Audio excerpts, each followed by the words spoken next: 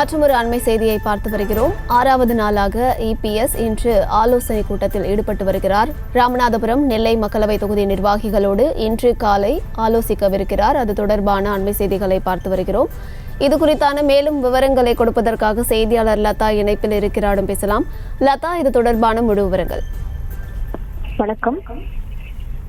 Ramanathapuram MP தொகுதியில் தோல்வியுற்றதற்கான காரணம் குறித்து அந்த தொகுதி நிர்வாகிகளோடு அதிமுக பொதுச் செயலாளர் எடப்பாடி பழனிசாமி ஆலோசனையில் ஈடுபட்டு வருகிறார். சென்னை ராயப்பேட்டையில் இருக்கக்கூடிய அதிமுக தலைமை அலுவலகத்தில் நடைபெறக்கூடிய இந்த ஆலோசனை கூட்டத்தில் மூத்த நிர்வாகிகள் பலரும் கூட கலந்திருக்கிறார்கள்.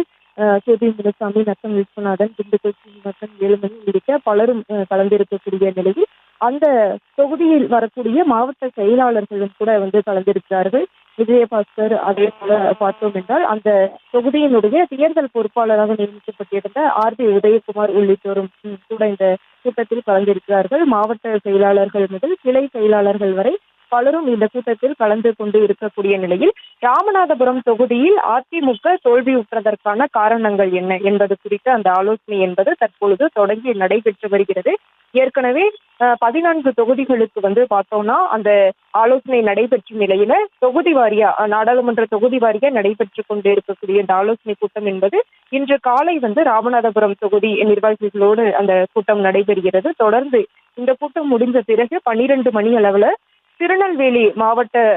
திருநெல்வேலி தொகுதி நிர்வாகிகளோடும் அதே போல மாலை நேரத்துல பார்த்தோம் அப்படின்னா விருதுநகர் தொகுதி நிர்வாகிகளோடும் ஆலோசனை கூட்டம் என்பது நடைபெற இருக்கிறது. ராமநாதபுரம் தொகுதியை பொறுத்த வரைக்கும் அதிமுக டெபாசிட் இழந்திருந்தது. அந்த வகையில டெபாசிட் இழக்க காரணம் என்ன, ஏன் ராமநாதபுரம் தொகுதியில் தோல்வியடைந்தோம் உள்ளிட்ட பல்வேறு விஷயங்கள் தொடர்பாக ஆலோசனை என்பது நடைபெற இருப்பதாக எதிர்பார்க்கப்படுகிறது. அதே போல ராமநாதபுரம் தொகுதியில் பார்த்தோம் அப்படின்னா ஓபிஎஸ் கூட போட்டியிட்டு இருந்தாரு. அந்த வகையில இன்றைய கூட்டத்துல என்ன மாதிரியான விஷயங்களை நிர்வாகிகள் காரணங்களா சொல்ல போறாங்க, என்ன மாதிரியான விஷயங்களை அவர்கள் முன்வைக்க போறாங்க அப்படின்றது ஒரு எதிர்பார்ப்பாக இருக்கு.